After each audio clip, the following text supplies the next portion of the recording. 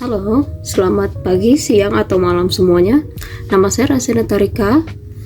NIM saya adalah 11250003. Saya juga dari Prodi SIF atau Sistem Informasi.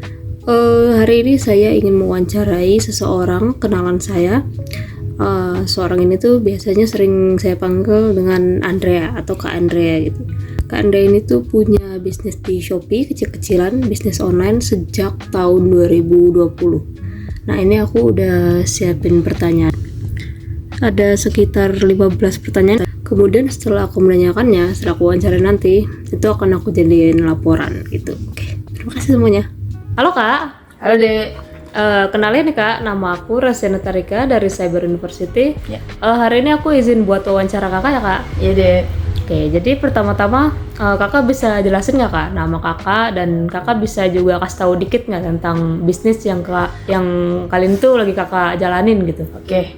Nama saya Andrea Selendra. Saya menjalankan bisnis online di Shopee yang fokus menjual kebutuhan rumah tangga, aksesoris, kosmetik dan lain sebagainya.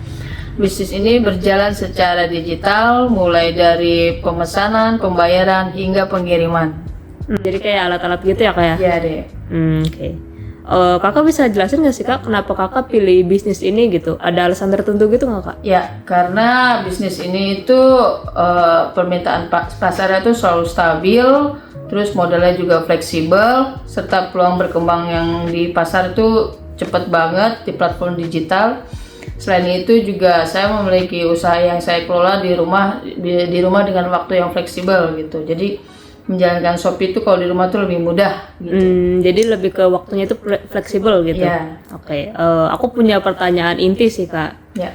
Menurut Kakak itu Pancasila itu punya peran dalam menjalani bisnis nggak sih Kak? Kayak besar atau kecil itu pun tetap ada gitu. Menurut Iya Kakak dong, gimana? harus. Soalnya kita tuh harus selalu jujur, terus adil sesama konsumen, terus harus saling menghargai sesama pelanggan, menjaga persatuan sesama seller, dan memastikan usaha yang berjalan tuh di ruang digital tuh supaya teratur gitu. Oh gitu. Tapi kalau Kakak sendiri tuh nerapin nilai ketuhanan dalam cara Kakak jaga transparansi saat jualan di Shopee itu kayak gimana Kak kira-kira?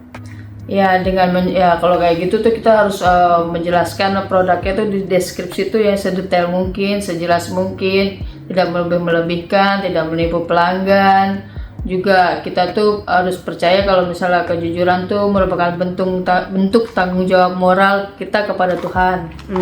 Gitu ya. Oke. Apa cara Kakak menjaga sikap adil pada pembeli sesuatu nilai kemanusiaan? Saya memberikan harga yang adil tuh bersikap adil, memberikan harga yang wajar, pelayanan yang sama ke semua konsumen, dan tidak membeda-bedakan siapapun berdasarkan latar belakang mereka. Oke. Kemudian gimana cara Kakak memastikan layanan tetap menghargai martabat pelanggan di ruang digital gitu Kak? Ya kita harus menggunakan bahasa-bahasa yang sopan, responsif, dan tidak merendahkan pembeli saat chat. Bahkan misalnya kalau ada pembeli yang marah-marah begitu, kita tetap membalasnya dengan profesionalisme. Oke. Kemudian apa langkah Kakak untuk bangun rasa persatuan dalam komunitas pembeli atau seller lain? Kebetulan kakak ikut komunitas seller. Ya, di dalam komunitas itu kita saling membantu sesama seller, memberikan tips dan masukan, tidak menyebarkan kebencian, saling mendukung, begitu. Jadi masuk komunitas gitu ya Kak ya? Iya. Oke. Tapi menurut Kakak gimana cara kelola persaingan agar tetap sehat dan sesuai nilai persatuan Indonesia? Ya, kita bersaing harus dengan cara yang sehat, ya, memberikan produk kualitas yang baik, bukan dengan menyudutkan satu sama lain, menjatuhkan satu sama lain, terus memberi rating yang palsu, begitu-gitu itu nggak boleh. Oke. Terus menurut Kakak apa sih bentuk musyawarah yang Kakak lakukan saat ambil keputusan bisnis di platform Kakak? Biasanya saya berdiskusi dengan tim kecil atau berdiskusi dengan keluarga saat menentukan harga, promo, packaging, strategi toko, dan mendengar berbagai macam masukan sebelum memutuskan gitu. Oke oke oke. Terus gimana nih Kak cara Kakak menerapkan nilai kerakyatan saat menghadapi komplain atau masukan pembeli gitu? Kalau kakak pribadi sih selalu menerima komplain dengan tangan terbuka, mendengarkan masalahnya, mencari solusi yang terbaik. Pokoknya saling menguntungkan untuk kedua belah pihak. Gitu. Oke oke. Jadi secara musyawarah ya. Ya. Oke.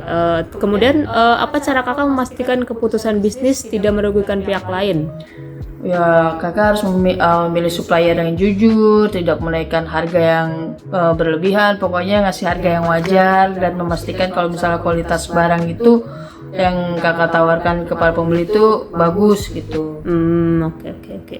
Tapi gimana sih Kak cara Kakak jaga etika promosi agar tidak menyesatkan pembeli? Itu tuh gimana tuh Kak? Ya, kakak harus bikin foto atau video itu sesuai dengan produk barang yang asli gitu, tidak melebihkan atau tidak memanipulasi gambar-gambar gitu. Jadi real produk di fotonya gitu. Oke oke. Tapi kalau Kakak sendiri apa prinsip Pancasila yang paling membantu nih buat Kakak dalam menghadapi isu rating atau review palsu? Ya, kakak harus memperbaiki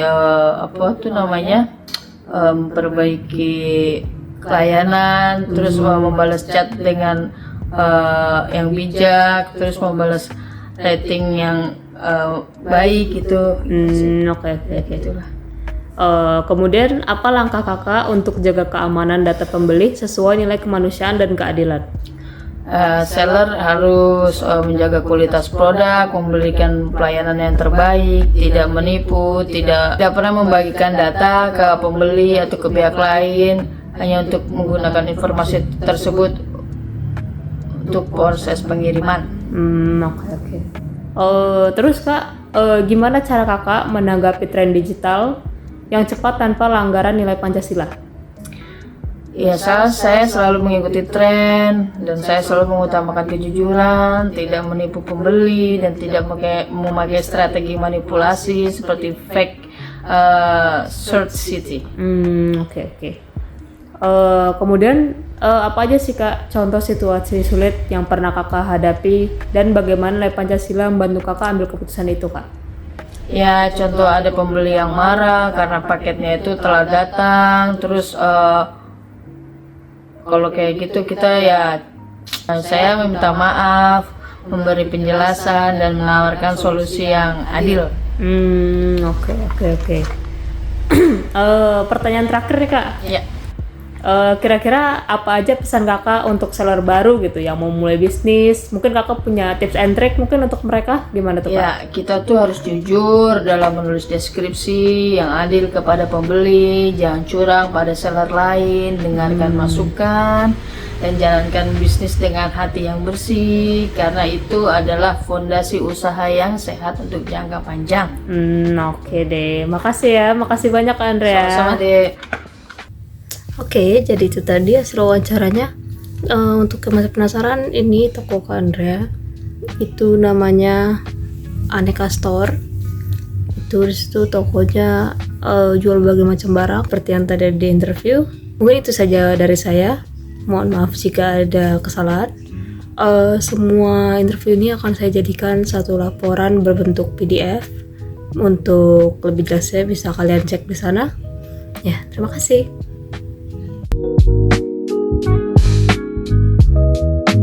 Thank you.